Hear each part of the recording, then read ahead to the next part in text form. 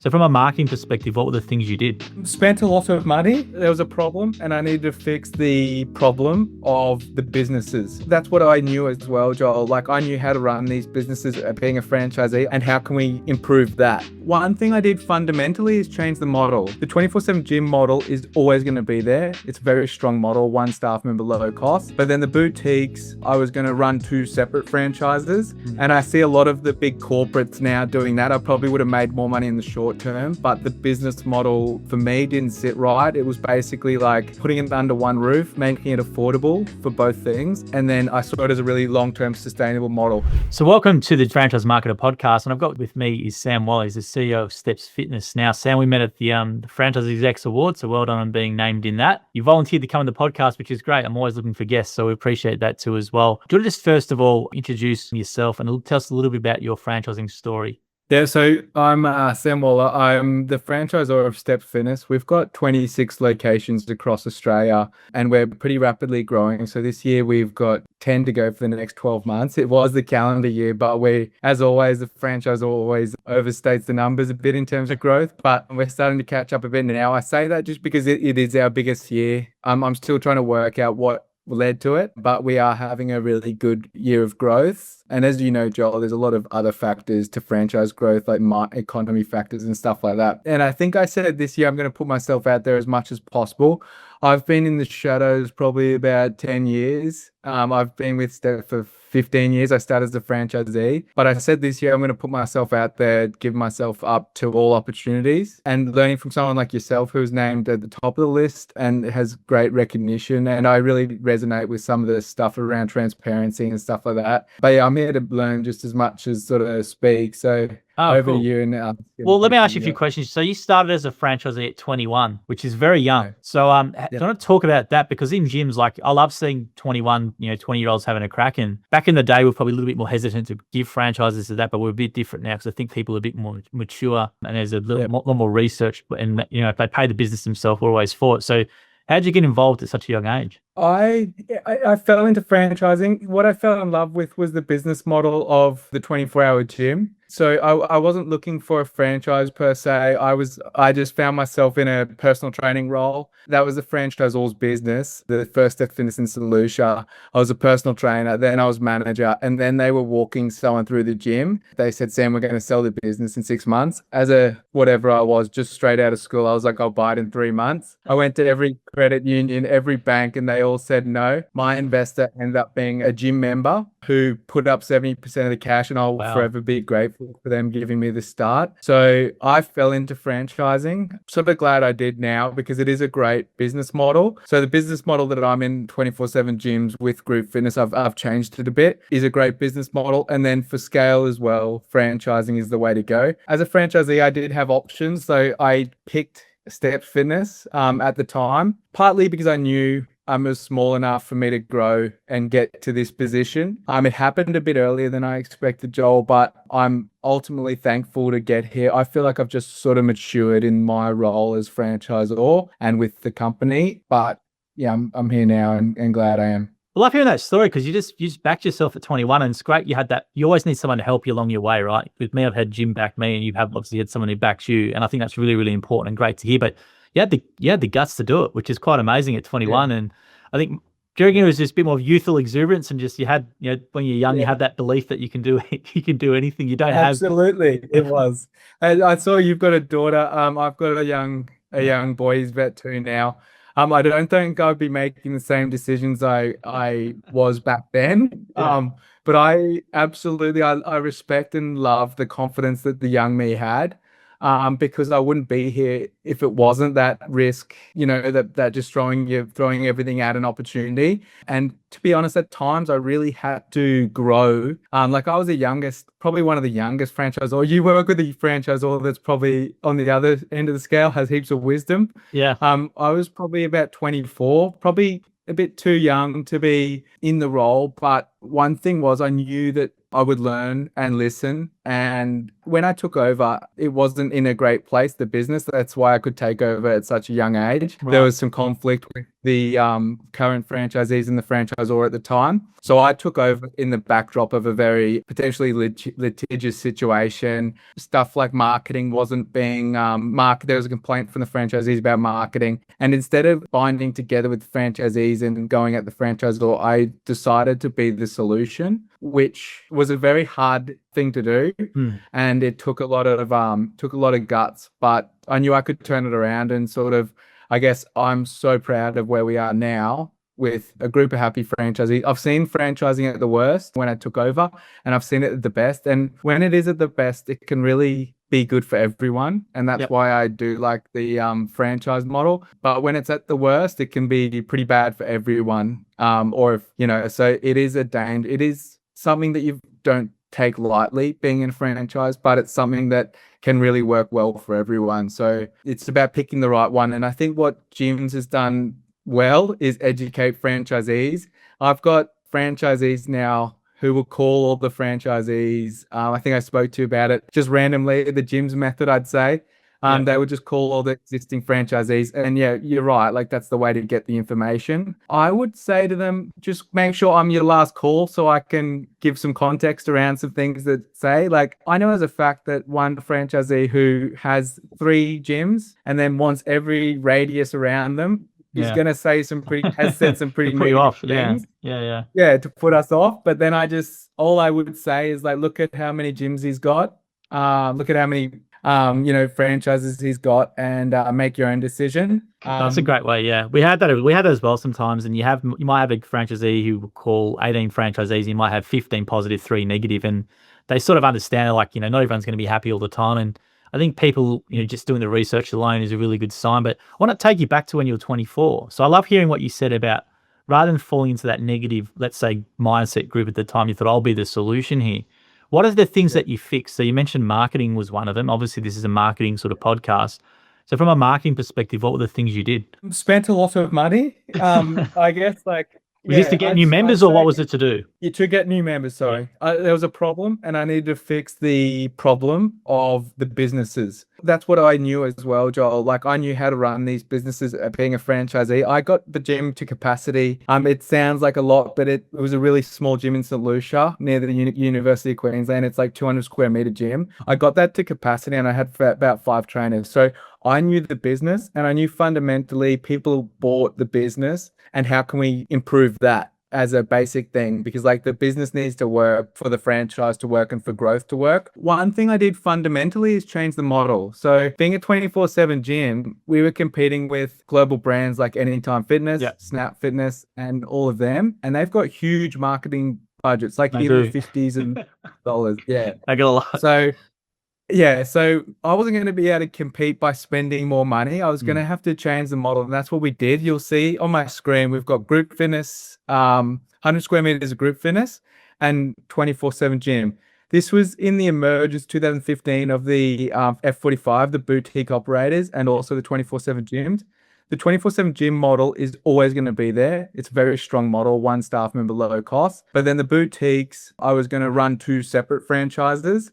And I see a lot of the big corporates now doing that. I probably would have made more money in the short term, but the business model for me didn't sit right. It was basically like putting it under one roof, making it affordable for both things. And then I saw it as a really long-term sustainable model, because what we weren't doing as an industry was getting people results. So going back to the first principles of improving everyone's business performance, improving our members' experience, and then everything else would come later. Little did I know, Joel, that it'd be about a 10-year turnaround. It wasn't quick. It was about 10 years. And I did have to get rid of some franchisees who were very negative. I tried to change, and I changed in the wrong way, probably by discounting and stuff like that, which I will never do again. Instead of, I guess, proof of concept, sit with me, spend some time, and it'll work out. The ones that have stuck with me, it's completely changed their lives and changed the business, which it needed to. So the ones, and then some others had to, I had to make sure that they exited, but not just exited quickly. I wanted to make sure that they exited well and got their money back plus some. Even that took a while longer, but There was a lot of stuff that needed to change. And, I've come to the conclusion that it's a franchise relationship is a bit like a marriage and a long-term commitment, but there is a way out, and that's to usually sell the business. It's not like a marriage where there's only divorce. Like, there is a way out where there's a win-win, but you really need to foster the relationships and focus on the core business, is what I did. The marketing side of things, I had to do a lot of education for the franchisees to know what, just spending money. But the only way to do that is by showing them proof of concept. So spending the money myself on marketing and local area marketing, showing them the returns. And now it's just about me, being transparent, showing the return on investment for marketing. And then they just tend to do it every month. So every month the franchisees will do it themselves. Some of the top ones will spend more than they need to. Some of the lower ones will just do the whole franchise campaigns, but that's okay. Do you run it internally or use an agency, or how do you do it? Agency, agency at the moment, and Meta. Yeah, is probably the main Facebook. one for the main one for members and also franchise inquiries. Okay, cool. Because we can't I've tried to do it all, but that just sort of blew the budget. And then I do think it's a very video orientated, very stuff like this, long form stuff, that it gets the franchisees, but also gets the engaged franchise inquiries, the ones that go through to the end. The cycle of opening a gym can take 6 to 12 months. So there's no short-term ROI on the money spent. So it's a bit hard to do that.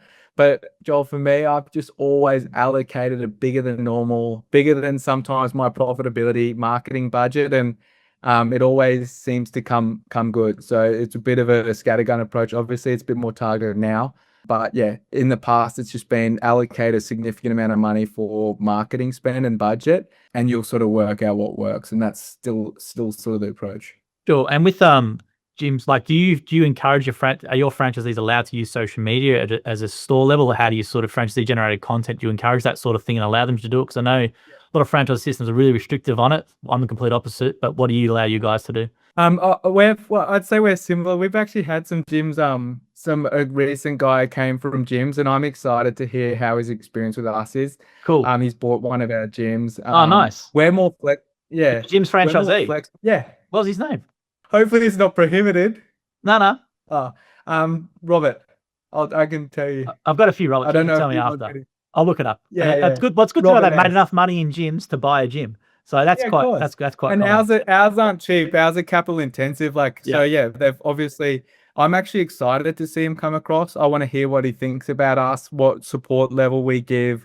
Yeah. And everything like that. So I was actually excited to see that. And yeah, it's capital intensive to buy a gym. So he's obviously made some good money in gyms. And what's funny, so that's quite common. We've got people who get their start in gyms because it's like a 30, 20K investment, right? And they build up their capital, and in 2-3 years time, sometimes they exit and they might buy a gym like what they've done here, or they might buy like a site-based thing and buy 3 or 4, but they always get the start here. And it's a good little start for them to run a higher, maybe more intensive operation with what you've got there than with their franchise. So it's a really good thing for us to hear. And yeah, it's not a problem at all for us. We reckon it's great. Yeah, cool. I'm very flexible as well with everything, and probably a bit too flexible to my detriment in the past. I have started to tighten things up in certain areas. Stuff like Adidas suit us for our uniforms for the 3 stripes in the back. Right. So yeah, so I had to settle with Adidas and change things to a different two stripe thing. So there is. And the franchisees would never know. So if they go off and create their own stuff, they don't know why I have to be so strict on certain things. But I have a flexible approach, Joel, because I also admit, like, I don't know everything as a franchisor, especially with how fast things are changing. So like, if there's a new video format, if there's a new way of doing things that's going to get more reach, a new platform, I'm not going to be the best to advise them on certain things, and a test approach would be the best way to go. I would just ask the franchisees to share it if they're having positive results, so we can share it with the network. But yeah, I've got a very flexible approach. As long as it's on brand, they can do what they want. Now, what does on brand mean to you? Because on brand for graphics, I understand, but for videos, I find it really hard to understand. The word on brand. Videos, a franchisee actually wasn't happy with a video from one of my corporate gyms. Right. But videos are next to impossible to keep on brand. Now, what do you mean by on brand with a video? What do you mean by it? You can't really, as long as they're not saying anything wrong and in uniform. That would be fine for me. But yeah, you can't be on brand with the text on videos and stuff. My thing is quantity over quality. Sometimes you look at Nike and they don't really post organically on social media, but then they are again now. Things change all the time, but my thing is still quality over quantity. In terms of if they're doing a video as opposed to not doing a video, or doing a video and overly edited it. I think user-generated content is the stuff that's getting all the lower cost clicks and stuff like that. Yeah. So, of course, you can't. I don't think there's on brand. I'll be flexible with a video because it is so hard to make it on brand. You don't need to have our text and stuff because some providers don't have it. As long as you're not swearing, doing anything. Yeah, correct. Too Everything's gonna be wrong. OH&S and proper technique, all that sort of stuff obviously needs to be the same. But I think Even technique, that'll probably be the last thing. Right. It's probably uniform, and that's about it. But my corporate gyms had a franchisee say, "Oh, this is on brand," and I couldn't really even work out what they were talking about. Like, was it the uniform? Was it the tights? I don't know, but I acknowledge that it's really hard to make a video on brand. So if my franchisees are listening, go nuts with video content and go nuts with user-generated content as well. Yeah. But I think the positives far outweigh the negatives, and that's the thing. I have this battle with some. Most of our franchisors are great, but I have a problem with 2 or 3 guys in mowing sometimes who don't get this. But the positives outweigh the negatives with it as well. And if someone puts up the wrong thing, just tell them, hey, next one you do, or can you take that down? You got to do this and that, and then that's it. But you don't want to discourage franchisees from doing it just because of this whole beholden thing on brand, or you don't want to be improving every content. It's just a nightmare. I think the benefits of franchisees generating content is far more positive than negative. And what you don't realize, Sam, as well, is that people looking at being a franchisee in your system, if they know the franchisee is managing their social media account, they'll message your franchisee and ask him about, hey, I'm thinking about buying a gym. Can you tell me about it? And that happens all the time. I still see. Unfortunately, I don't know how our cancer's set up. I do still see a lot of that stuff, a lot of those best. But yeah, absolutely, it happens. There's also franchisees talking about how well the marketing's working together on Facebook. Perfect. Unfortunately, I get notifications at the end of the day of every single message that's gone through our business. And I try and clear it as soon as possible so I don't see it. But then sometimes I do see it. And yeah, that absolutely happens. I'm cool with that. I guess they're going to reach out whether you like it or not. And the handing someone a tiered list doesn't really work. So my advisor, I work with Nigel, who started Plus Fitness. And he said, yep, just warts and all approach. Tell them to go to the website and start calling from the website list. And that's what I've been doing. Yielded a better result probably. The tiered list that I did used to give, one of them was the ones that had 3 franchises and didn't want anyone to take a territory around his area. So a lot of the feedback was coming out of that it wasn't the most positive thing. But luckily the franchisees saw through it pretty easily. But that's why I always say, like, if you hear something, please just give me the right to have the last call or give you some context on it. But yeah, absolutely, they're going to communicate through Messenger and stuff like that. But also I think people, we overvalue our brand sometimes too much as well. Like the average punter doesn't know what your font is or what your colors are generally most of the time. They might know your logo maybe, but other than that, I think there's this whole beholden to being on brand from marketing managers, and they just restrict franchisees from doing anything, and they don't get any content. They go, why don't we get any content? Well, it's because some employee in head office who'll be gone in 6 months anyway is trying to tell them what's on brand or not. So I think by allowing your franchisees to do what you're doing, it's going to help you tremendously as well, and they feel more engaged as well. And I think that's the thing. When franchisees are actively posting on social media, they feel more involved and invested in the brand, and we actually tend to find they stay longer. And that's probably been a good thing for us. And we've been doing this for allowing it for probably 7 years now, where franchisees can create videos on their own accounts, and it's been great for us. And the franchisors don't understand is that they think that the inquiry comes to them from our website or call center, but that person's already messaged 10 people already. They've watched this and that, right? So they're the last cog in the wheel generally into the process.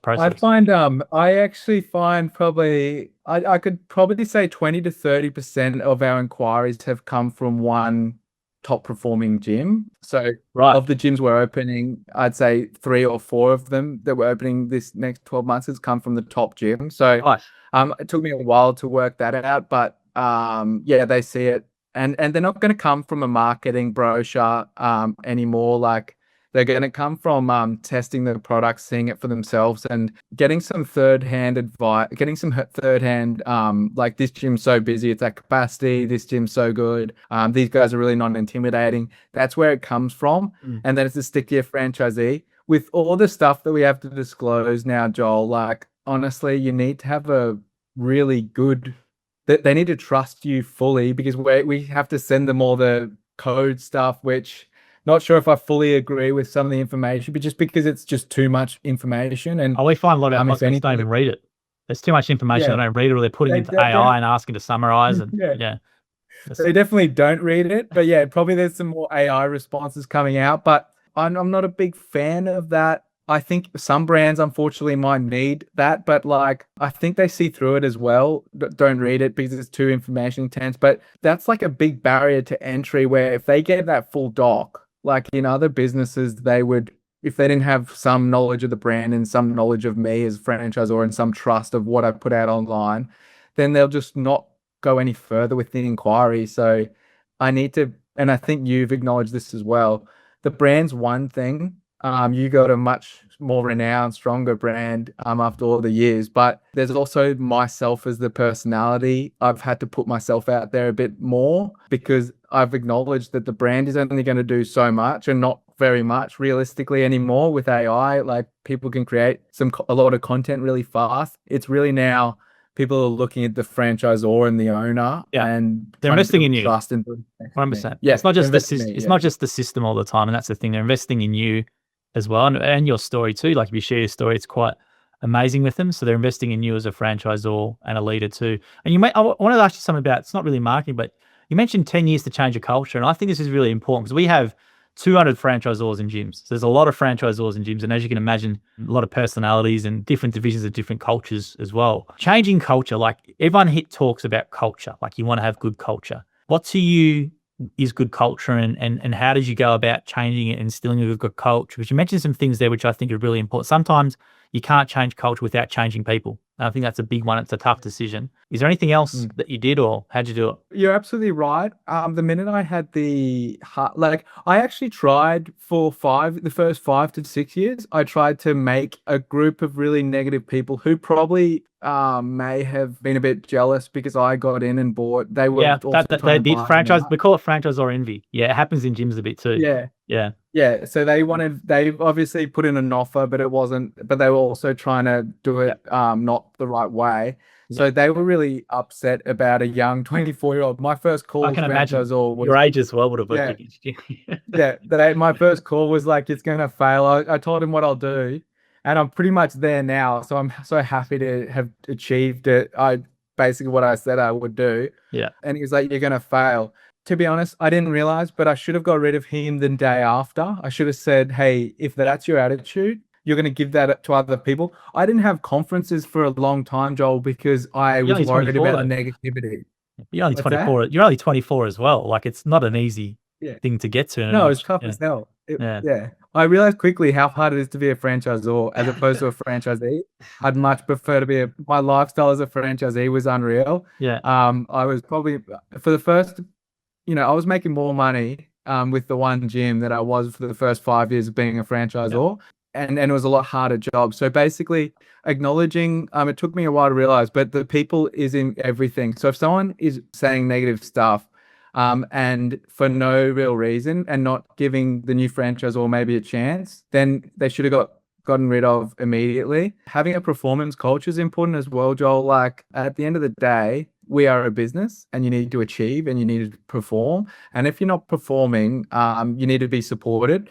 But then continual non-performance, then it's just like probably go back and get a salary would be my suggestion, because business is really tough. You need to be the right person. You need to have that resilience and everything like that. So choosing the right people, and I say it's impossible. I still make mistakes with choosing franchisees now, and I don't really, sometimes it's not a full choice, but choosing the right people. Stuff that I look for is like, what is their relationship with their wife or family like? Because if you can realistically, if you can hold a relationship, and I know there's different things that you don't understand, but if you try with relationship in your personal life, then you're going to try with this type of relationship. So stuff like that, culture, what do they value, and then getting, finding a way out for the ones that are going to be negative.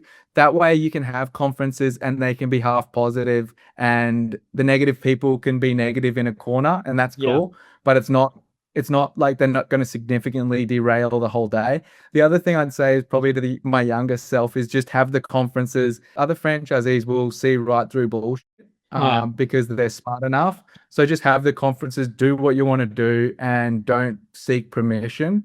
Because you're never going to get the permission or the accolade, especially as a franchisor. The only way I'll get it is by winning an award, because I won't get it from a franchisee. Everything I think, and I was probably the same, but everything, their success is up to them. And, that's cool. They can claim it. But there's a range of different things that go into successful business. And I think it's not even out of my hands. It's the economy, it's timing, it's location. There's a range of different things. My job is just to give them the best chance possible to make it a really big success.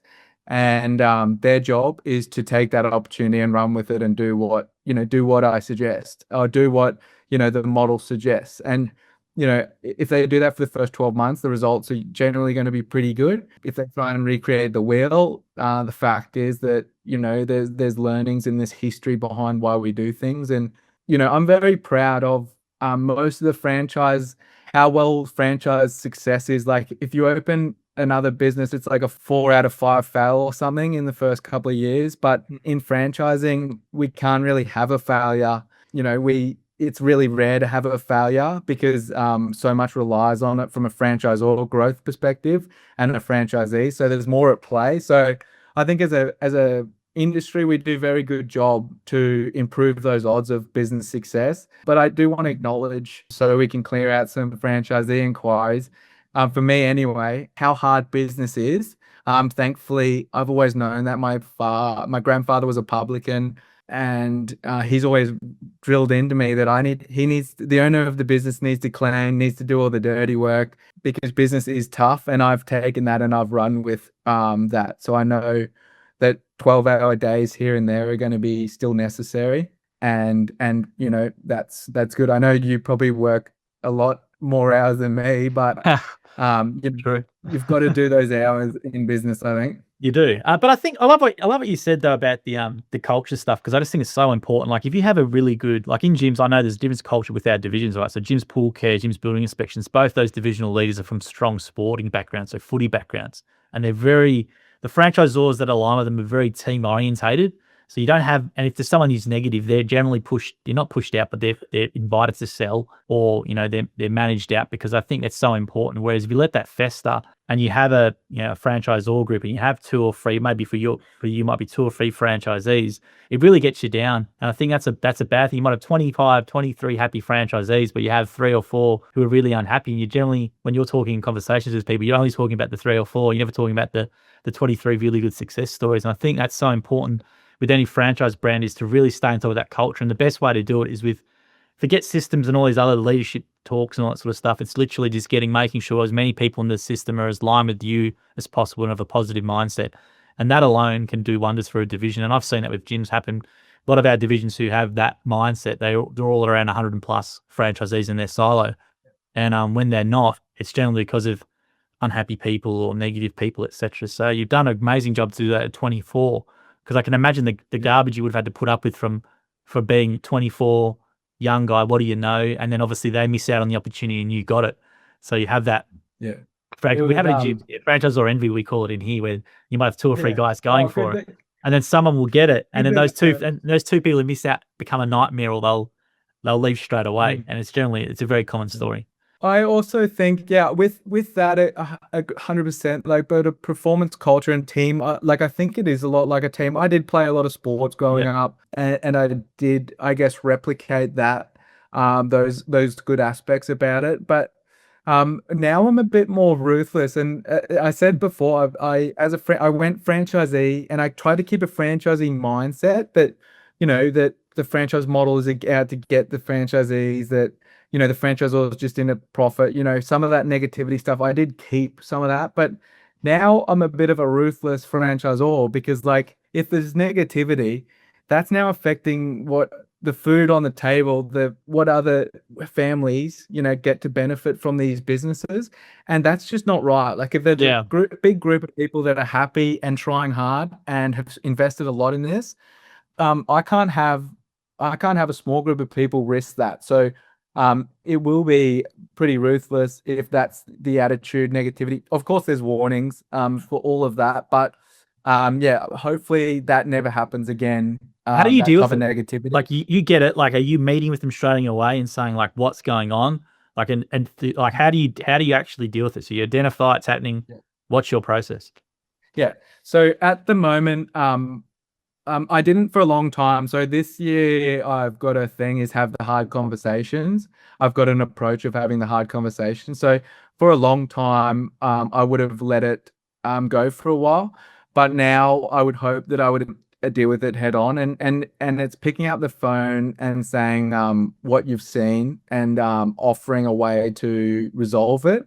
And then there's obviously the more formal escalation. But I did find out very early that the faster you go legal with something, the worse the relationship gets. Oh And it's yeah, really hard to hard to come back from that. recover from it. Yeah. Very hard to come back from it. So that's absolutely the last resort. It'll more be like a trying to, talk about the issue and trying to resolve it that way, and then giving them some time to resolve it. And if it's not resolved, it'll be a case of, yeah, these are your options, and help them get out well. Like there's sell with profit is a really good scenario for everyone, and you can't exactly tell them to sell as well. They sort of need to make their own decision. That's why it does take a while.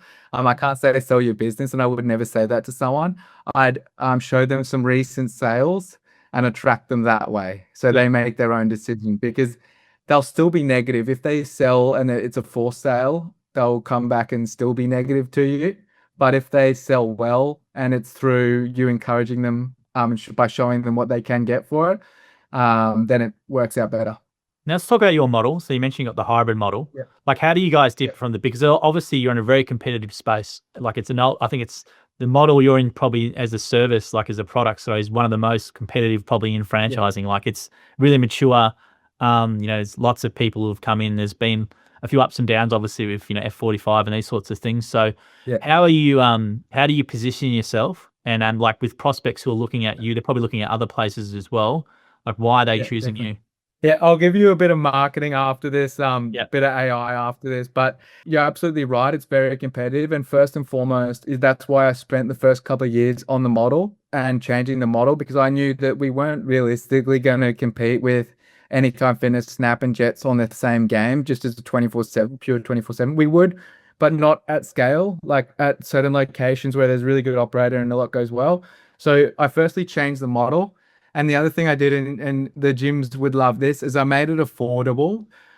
So as opposed to F45 and the boutiques doing it for $60, our group fitness is $30 a week. And then our 24/7 side of things can be a lot more affordable at $16.95. So there's a price component that makes us very sustainable long term, which is the core business model. So I got the business model right. And then getting that right really changed the game. Our inquiries increased. It's usually members or friends of franchisees that are buying. And out of the 10 that I'm talking about, only one or two would be raw marketing. A lot would be multi-franchisees, referrals and stuff like that. Yep. So basically, what I would say is get the business model right, improve it. We were the first to market with this, so we beat some of the big brands with this hybrid model. No one else is still really doing it well. They're trying to, but it's half-assed approach. But thankfully, with my fitness background, I knew exactly what to do, and we've delivered on it. So basically, they get what they could get at F45 in that group fitness room at half the price, and then they've also got a 24/7 gym. So the model absolutely works, and it makes sense from a value point of view. So that's the core thing.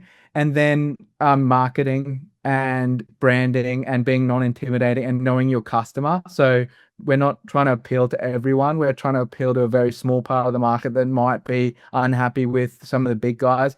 We also cap our weights at 30 to 40 kilograms. So that means if you're a big bodybuilder, you're going to go to World Gym and you're not going to like Steps Yeah. Fitness. So that's another way that we speak to our target market and be non-intimidating by our actual, by everything we do. We stand by our brand. So all of that stuff makes us sit in a different area. So we're not actually competing, because the reality is if we're competing like for like, it's not going to go well for us.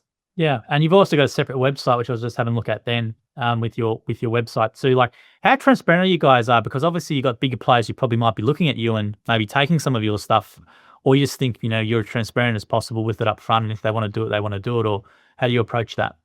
Try to be as transparent as possible. There's always something that I may not be. Like, you might see something and there's always more transparency you can have, but I'm pretty open with my story, with what's happened with the model. Like, I've got nothing to hide. Like, I will tell things how they are. So why not be fully transparent? And one thing you did say before, speed to lead is important. Like, they're going to be calling, a member's going to be calling all the other brands. And then we've just implemented some AI voice calling. So I'm trialing that at the moment at the corporate gym. So there's a little marketing tidbit for you. But speed to leads, absolutely crucially important. I'm not sold on having two websites, to be honest. I don't know why it's there. That was a structural thing that I took over. I'll tell you why, because I want members to be on the member website and have a member experience. Our members are everything to me and the business. So I don't want them getting franchise content. They're not interested in franchise blogs. They're not interested in me winning awards or anything like that. Like, they don't care. They just care about what the service is, what the price is, and what we're offering. One thing that I can say that we haven't, I listened to the franchisees. We did a vote about putting our membership prices on the website. It was going well. Nothing needed to change. We did have a couple of franchisees that were like, "Oh, take the prices off because my prices are different than other people." And then there was a lot of conflict. And then I was like, and then we went to a vote, and the franchisees vote won of taking off the prices to the website. I can categorically say that was one of the worst things we've ever done. Online sign-ons are down. With AI, like, it can scale your website and work out your prices.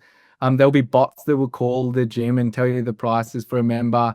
So, like, put your pricing back on your website is what I'm endeavoring to do. But I do need to listen to the franchisees. But that's a transparency piece that we are lacking, because we've got the cheapest pricing apart from Planet Fitness. Why wouldn't we put it on the website? Yeah. And then with franchising, it's very hard to put your pricing. There's no way you can possibly say what each gym's going to cost. So it's very hard to say, total investment's this. So we have to give ranges and stuff like that. But I think that's conversations best served on the first call. And another thing that I've done, Joel, is myself as franchisor, I'm back on all the initial calls. That's what I was going to say to you. Changed. Yeah, you could go. That's what I was going to ask you about. But I think that's a good advantage you've got, is that you're the one doing the sales calls, whereas I think the big players will obviously have network development people and reps and stuff. Whereas I think you've got a massive advantage if I'm speaking to the actual guy who owns the whole thing and he's taking the time to speak to me as a prospect. I think that says a hell of a lot. I think that's been a really important change that we've made in the last because I got a bit big for my boots, Joel, and I didn't do the calls a while ago. Yeah. 2025 we didn't open a gym. After opening 5, I think in 2024, and I wasn't doing the calls for the previous 12 months, but now I'm back doing the first calls and we are getting traction. I don't want to big note myself by saying that. I did talk to Nigel, my advisor, about it, and he said absolutely it's contributed. And it's just maybe it's not because I'm a good salesman or anything, Joel. It's just because, like, they're about to spend $500,000. They want to know who they're spending it with. Over the brand, and that makes complete sense. So by me being on the call and then being able to put a face to the name that they're about to invest a lot of money with, that's, I think, all it is. And that's why I'm also posting more on LinkedIn, because maybe I do have a competitive advantage over the other brands. I'm sure some of the franchisors are going to go back in, but some of them literally can't do it. They're in different globals. I compete with private equity, ASX listed companies. And I think I do it quite well by being on the call, that Yeah. transparency, and doing the work. Yeah. Well, the good thing as well, if you have a lot of content online, you'll find that people will research before even calling you or going to your website and inquiring. And if they actually see the person in the video and they actually hear you on the phone, it's a good story. We've got a guy called Dan Kay who sold around 100 franchises last year, and he's in a heap of my content. And people know his story before they even inquire. And when he speaks to them, they're like, "Oh, I've seen all your videos," before they even speak to him on the phone. Like, it's a far easier sale. So I think your advantage as a founder-led marketing, you can truly do it. Whereas a lot of the other big brands, you've got executive-led marketing or something like that, and it might not be there in 2 or 3 years. So whereas if you're founder-led marketing, I think it's your massive advantage. I think one thing is I do have this, and I'll ask this question, is I do have this challenge. Like, franchisor, most people don't know what that title is. No, they CEO title is a bit wanky.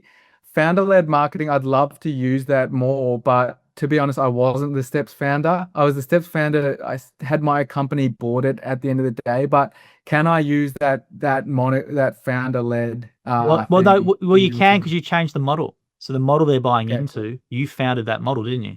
Well, the gloves are off, and I'm going to be founder-led. And yeah, so the model you've got, so that's the model you recreated. You founded that model, and that's what they're buying into. Cool. So I'd be using it. Great. But that's technically Thanks, Bill. That makes sense. I'm gonna do that more. But yeah, I feel like that's so crucial, because it is a way of me to be able to compete. The other realistic thing is, like, most of the big brands are now saying no to people with under a huge amount of equity. So naturally they come to us. Sometimes they're not even applying with the top brand, because they have heard how much it is. Yeah.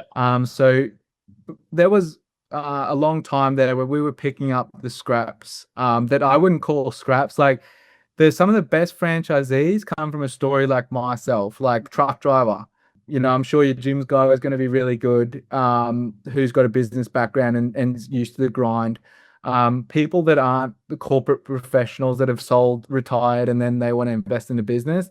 It's business owners. It's people that are ready to do the work. They're the best franchisees. A young bloke who needs to prove himself at a very young age, to make his parents proud, is probably the biggest one that I want to give an opportunity to.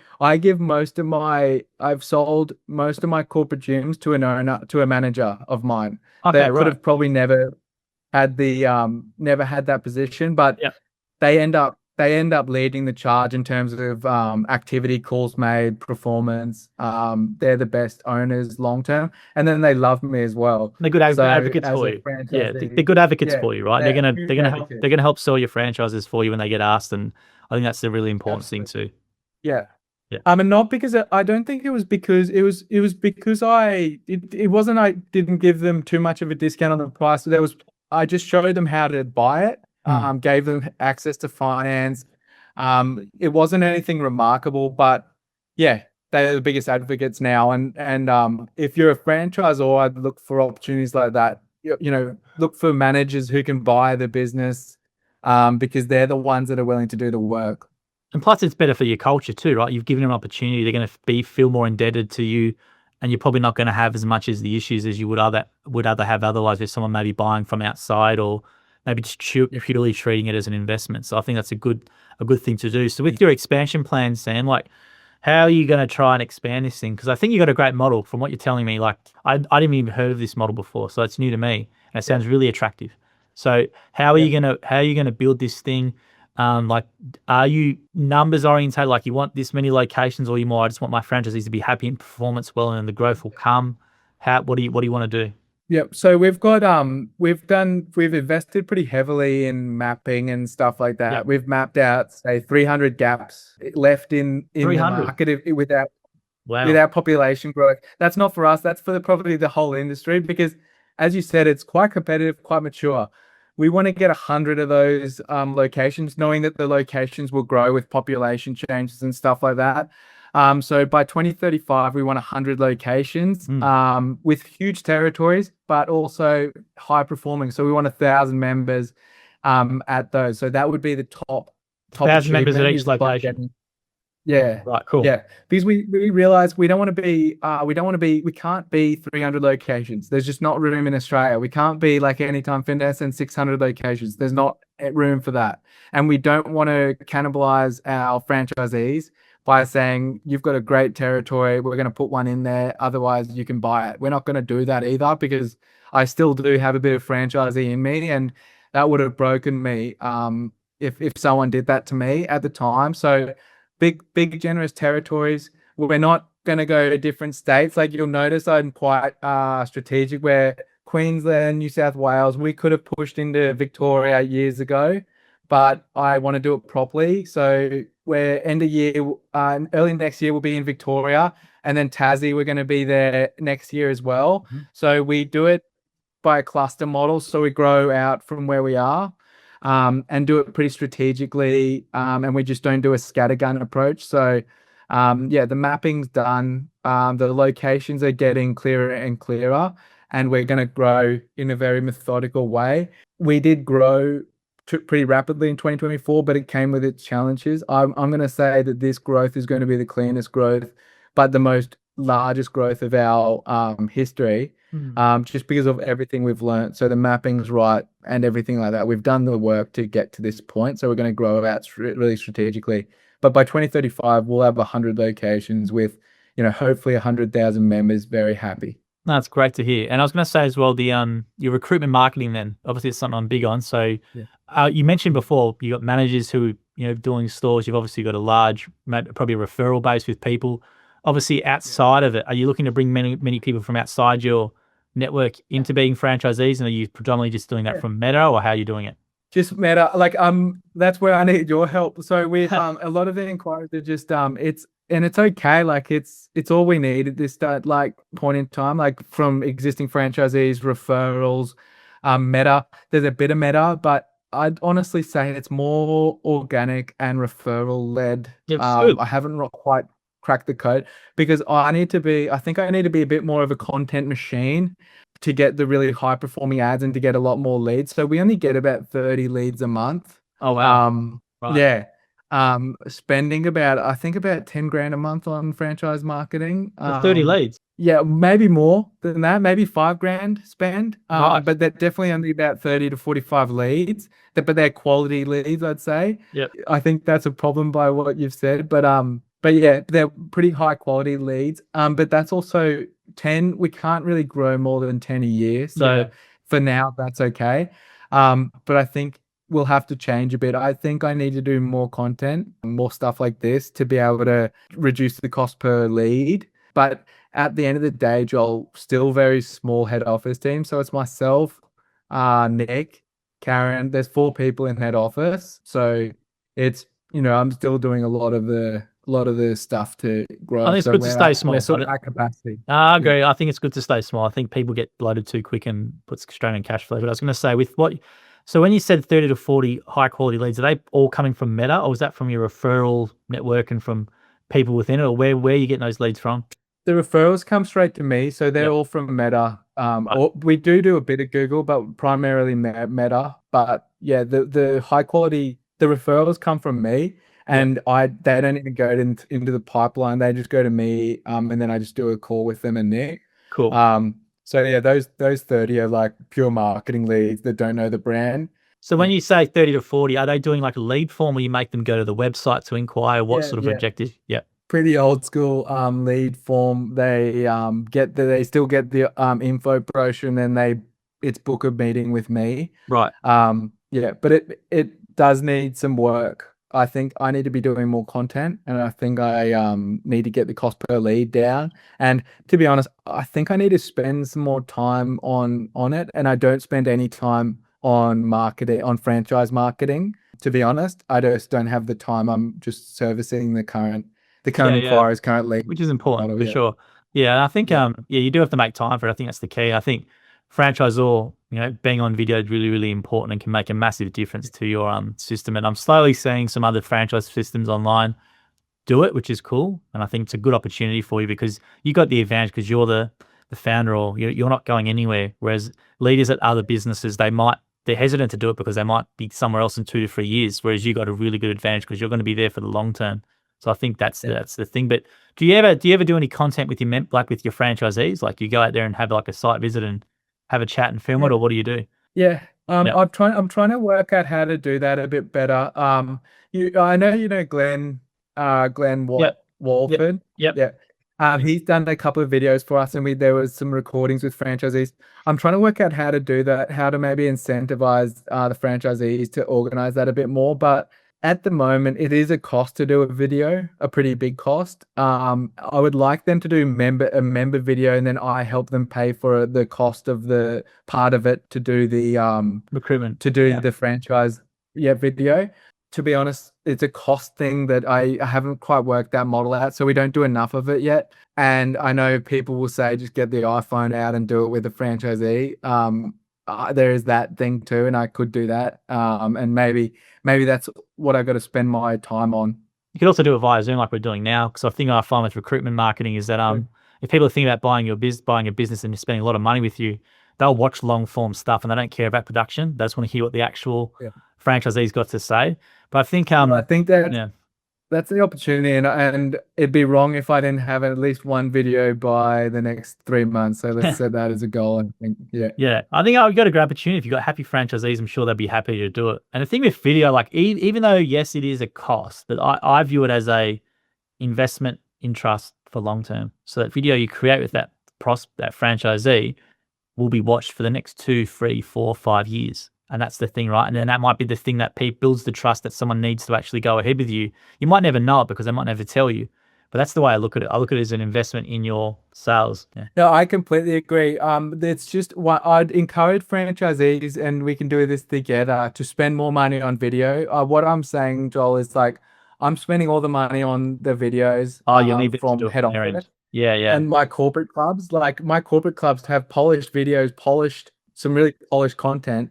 And then franchisees aren't spending as much money as I'd like on video. Sure. Because they just don't understand how important it is. But that's what I would like to incentivize them maybe to spend a bit more on video, because I think it's so important. But it is a really expensive exercise to do it well.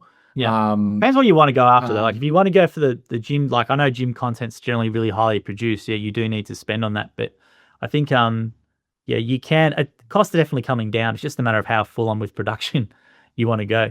Yeah. But I was going to say, Sam, we've gone for nearly an hour. Is there anything else I should ask you that I haven't asked you? If people obviously want to learn more, they can go to, I think, stepfitnessfranchising.com.au or just Google your name and you'll come up with your story. But is there anything else I should have asked you? I'm going to hear more about, you've been a long time doing this, but I think in the last what changed in the last couple of years to make yourself really public? Because I didn't know about you beyond 2 years ago. Well, I started doing this in 2019 and everyone used to but also personal brands insurance for me. I'm an employee. So if I didn't put the stuff online that I do, people might just think it's some expensive agency doing all that stuff, right? So I think personal brand is important. I also talk to our franchisors all the time about building a personal brand. So I'd be a bit of a hypocrite if I didn't do it myself. Yep. And I think the more you put yourself out online, the more opportunities you get. So the last 2 years since doing that, I've had all these things happen to me, which has been great just from sharing what we do. So I love Gary Vaynerchuk and what he does, and I've done it for gyms since 2019. And LinkedIn. Yeah, LinkedIn. Well, I like LinkedIn, but I do others. I've started my YouTube channel now. Obviously, we do the podcast. Instagram's something I never really put time into, but I think I like LinkedIn because it's the most positive platform out of all the platforms too, and the most important decision makers generally will use LinkedIn if they're going to use one sort of platform. And I think LinkedIn's really good at now showing your content to people who are actually interested in what you are interested in. So if you're interested in franchising, you'll get franchising content, whereas it wasn't that case 2 years ago. But LinkedIn's a good one where I just think it's a really positive platform. So if you're going to start with one, that's probably the one I'd start with, because you're not going to get really negative comments or trolls or anything like that. Whereas other platforms you will. Or your mates and stuff being like, I know my mates are still speak about it, of my LinkedIn comments, my LinkedIn posts. They're always commenting on it. But I find doing it on Instagram, I shared the same one I shared on LinkedIn, but just because I guess with the kid, I've just thought, he's the only person I really care about giving value to or impressing. I just don't want him to look at me and be like, oh, that's embarrassing, Dad, which he probably will anyway. But for me, it's like, since having a kid, I'm just like, why not? Why not have a go? Why not put myself out there, give That's some right. value where possible, and really have a go at this because you've got one life. He's going to look up to you or wonder why dad didn't achieve what he could have. So that's really my driving force of putting myself out there. But I've also known for a long time this is what I need to be doing. But I've been in the shadows, not having the balls to do what I need to be doing. And I think you can agree we both wouldn't have been getting any award if we didn't post on LinkedIn semi-regularly. My leading advice would be like, if you know you should be putting yourself out there more, do it. Because I'm now getting a lot of growth, getting all my business goals and getting the awards that I never thought I'd get, that I probably shouldn't have got because I'm a smaller brand. All those big brands have some of the ex-CEOs as judges, but I'm here because I'm putting myself out there personally. So, and I think, that being said, there are barriers to getting out there, but I think eventually people have to take notice. So why not do it? Why not put yourself out there? Well, the People barrier will take notice and you'll start to get the awards. content will solve everything, right? Content does solve everything and it can change people's life, but you need to be consistent with it over a long time, and you need to get over the cringe and the ego that's involved with it, because you will get negative comments and whatever, and you will get some snide remarks or whatever it is, and people will be jealous of what you're putting out online, which happens a lot. But end of the day, you're the one having a crack and you're the man in the arena, and they're not. Yep. And that's the thing, right? Yep. And I don't want to be around people who are. I never like whenever someone has a crack with someone else on social media, I just don't want to know that person. So it's a really good thing for me. Is like I don't want to deal with someone like that. So you can sort of mark them off in your head and you treat them differently moving forward. But yeah, you're right. Have a crack and you never know what comes with it. And you're right. You got a great story, and if you don't put it online there, just the fact of the world is people who know you will know your story, but the bigger world won't. And your story is your best asset, especially with franchising. So I think that's the key. I'm putting it out there online. Yeah, I also think with franchising, it's had a bit of a bad run. Get smashed in the media all the the time. the last 4 years. But here you and I are saying all the positives about it, and it's absolutely honest from my perspective and yours. Like you've got no skin in the game to not be positive, and you're very transparent about the downsides. I think it can go wrong when people hide the negativities about it. But you've encouraged me to bring out more transparency, and that's only going to elevate the industry. We are young in an established industry where a lot of young people don't think of a business. I'd encourage young people to start with mowing gyms, something like that. My first business was a mowing business. Oh, really? You'll learn a lot, and then you can graduate towards an expensive facility or something like that. But I see it as a really good career path too now, where like, what am I going to tell my kid to do? Not like be a doctor where there's potentially robot AI, doing very good surgeries. I'm not saying that's going to happen. I'm not an alarmist, but getting into a business, and a business like, Jim's mowing or Jim's business is a great start. And then we've naturally seen some franchisees come across to a facility, more capital intensive business. But if I didn't have someone invest in me, a member invest in me, I could have never started the Steps Fitness. So, maybe start off with something less capital intensive and then build your way up. But I now look at someone with a young person, they will need to have some business experience or show how willing they are before they get any investment. So you just got to start somewhere, I think.